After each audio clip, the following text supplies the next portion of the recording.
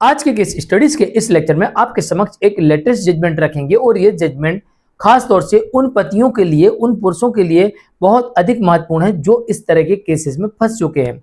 आमतौर पर यह देखा जाता है कि पति पत्नी के बीच में विवाद होने लगता है या फिर पति को गर्लफ्रेंड मिल जाती है और उस महिला के साथ वो रहने लगते हैं या फिजिकल रिलेशन बनाने लगते हैं या घूमने फिरने लगते हैं या उससे प्रेमालाप करने लगते हैं और कहीं ना कहीं फिर एक समय के बाद में इन लोगों के बीच में कुछ विवादास्पद स्थिति बन जाती है और फिर वही महिला इस पुरुष के ऊपर, इस पति के ऊपर एक रेप का केस दर्ज करवा देती है। अब कोर्ट यहां पर यह कह रही है कि ऐसी महिला उस पति के ऊपर, उस पुरुष के ऊपर रेप का केस दर्ज नहीं करवा सकती है। यह रेप का मामला नहीं बनता। इस मामले में एक ऐसा ही पति है जो अन्य महिला के संपर्क में आ जाता है और उसके साथ में फिजिकल रिलेशन बनाने लगता है, उसके साथ रहने लगता है। बाद में वो महिला उसके ऊपर रेप का केस लगा देती है और कोर्ट यहां कहता है कि रेप का मामला नहीं बनता। तो चलिए आज के स्टडीज के इस लेक्चर में बात करेंगे, शादीशुदा पुरुष अगर किसी महिला के साथ शारीरिक संबंध बनाता है तो क्या वो महिला उसके ऊपर रेप का आरोप लगा सकती है, रेप का केस कर सकती है, रेप में क्या उसे दंडित किया जाएगा। और अन्य कोई भी पुरुष किसी महिला के साथ अगर फिजिकल रिलेशन बनाता है, उसके साथ रहने लगता है या फिजिकल रिलेशन बनाता है या लिविंग में है या उसकी गर्लफ्रेंड है और अगर वो उसके ऊपर रेप का आरोप लगाती है तो क्या ये रेप का मामला बनता है, क्या केस दर्ज होगा, क्या इसमें उन्हें दंडित किया जाएगा या फिर कोर्ट कहेगी कोई मामला नहीं बनता, इनको बरी किया जाता है। जय जिनेंद्र, मुकेश जैन। वीडियो को लाइक और शेयर कर दीजिए। इस मामले में इस महिला की तरफ से इस पति के ऊपर मामला दर्ज कराया जाता है आईपीसी की धारा 365, 636 और 376 के अंतर्गत रेप अपहरण के मामला यहां पर दर्ज कराया जाता है। जो लड़की है इसके पिता के द्वारा। अब दरअसल इस मामले में यह होता है कि जो ये पुरुष है ये शादीशुदा है और ये इस लड़की के संपर्क में आ गया। ऐसा बताया जा रहा है कि इस लड़के का एसटीडी बूथ था, इसके परिवार वालों का, घर वालों का एसटीडी बूथ था और ये लड़की वहां पर फोन करने के लिए जाया करती थी और वहीं इनके बीच में प्रेमालाप हो गया। अब इनके संबंध बनने लगे, ये लोग मिलने लगे, उठने लगे, बात करने लगे और एक दिन लड़का लड़की को लेके भाग गया और लड़का उस लड़की के साथ रहने लगा और इस पर लड़की के पिता ने शिकायत दर्ज कराई कि पड़ोस में रहने वाला लड़का जो था, जिसके एसटीडी बूथ की दुकान है उसके परिवार वालों की, वो लड़का भी गायब है और मेरी लड़की गायब है और वो लड़का मेरी लड़की को किडनैप करके ले गया है।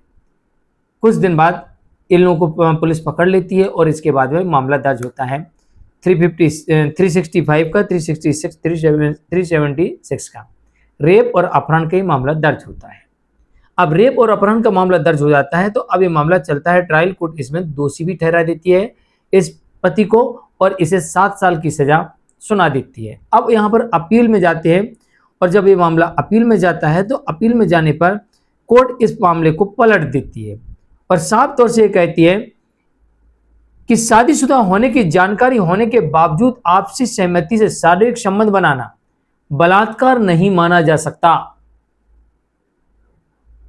और कोर्ट यह भी कह रही है कि पुलिस रेप के आरोप को साबित करने में विफल हुई और साथ में यह भी कहा गया इस मामले में कि लड़की की उम्र 18 साल से अधिक थी। इस कारण से कोई मामला ही नहीं बनता क्योंकि 18 साल के ऊपर है, वो ये जान रही है कि ये व्यक्ति जो है शादीशुदा है, उसके बावजूद भी उसके संपर्क में आई है और आपसी सहमति से शारीरिक संबंध बना रही है। इस कारण से कोर्ट ने माना कि ये रेप का मामला नहीं बनता है। अब इस जजमेंट के कुछ मायने समझो और अलग अलग जजमेंट की कुछ जानकारी समझो। कोर्ट साफ तौर से रेप के मामले में यह कह रही है कि जहां पर आपसी सहमति से शारीरिक संबंध बने हो वहां पर वो महिला उसके ऊपर, जिसे आरोपी बताया उसने, उसके ऊपर रेप का आरोप नहीं लगा सकती, रेप के आरोप में उसे दंडित नहीं किया जा सकता। पहली बात तो अगर आप कोर्ट में यह साबित करने में सफल होते कि मैंने रेप नहीं किया, हमारे आपसी सहमति से हमारे फिजिकल रिलेशन बन रहे थे और हमने कोई झूठ नहीं बोला, हमने पहले बता दिया था कि भाई हम तुमसे शादी करेंगे कि नहीं करेंगे, हमारा डिवोर्स होगा कि नहीं होगा, हम शादीशुदा हैं कि कुंवारे हैं, ये सब चीज आपको क्लियर करना पड़ेगा पहले। है ना। तो यहाँ पर पति ने स्पष्ट कर दिया कि मैंने बता दिया था कि मैं शादीशुदा हूं, इसके बावजूद भी ये मेरे साथ गई और हमारे शारीरिक संबंध बन रहे थे, कोर्ट ने इसे रेप नहीं माना। तो आपसी सहमति से बनाए गए संबंधों को कोर्ट रेप नहीं मानती। और कई बार ऐसा देखा जाता है कि शादीशुदा जो पुरुष होते हैं वो अक्सर कहीं ना कहीं किसी के साथ उनका अफेयर होता है, इधर पत्नी डिवोर्स नहीं दे रही होती है, उधर वो शादी का दबाव बना रही होती है, या कोई विवाद हो जाता है, या उसके परिवार के लोग विरोध कर देते हैं, या इनके परिवार के लोग विरोध कर देते हैं, कोई विवाद हो जाता है और फिर वो लड़की इनके ऊपर रेप का आरोप लगा देती है। तो जो इस तरह से किसी केस में फंसे हुए हैं तो ये जजमेंट उनके लिए बहुत महत्वपूर्ण है, जो कि दिल्ली हाईकोर्ट की तरफ से आया है, जिसमें कहा गया है कि जानते हुए कि ये पुरुष शादीशुदा है उसके बावजूद भी आपने आपसी सहमति से उसके साथ शारीरिक संबंध बनाए तो ये रेप नहीं माना जाएगा और रेप के आरोप में इस व्यक्ति को बरी कर दिया। दिल्ली हाईकोर्ट की तरफ से जजमेंट आता है और इसका CRL नंबर है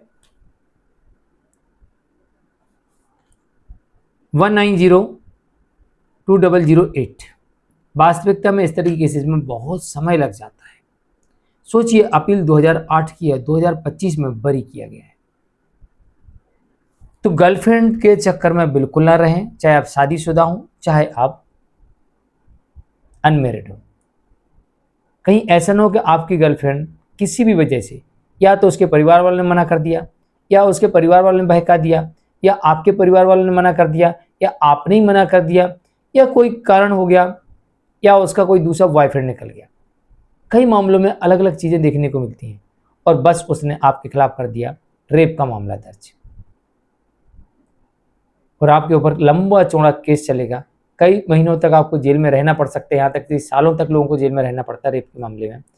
तो इस बात का विशेष ध्यान रखें कि अगर आपकी गर्लफ्रेंड बॉयफ्रेंड है, आपकी गर्लफ्रेंड है, तो बाकायदा लिखित में एक एग्रीमेंट बनवा लें कि हम गर्लफ्रेंड बॉयफ्रेंड है, किस सीमा तक क्या करेंगे और हमारे बारे में हमने क्या क्या जानकारी इसको दे दी है जो भी सत्य है, और उसने आपको क्या जानकारी दी वो भी उसमें लिखवा लें।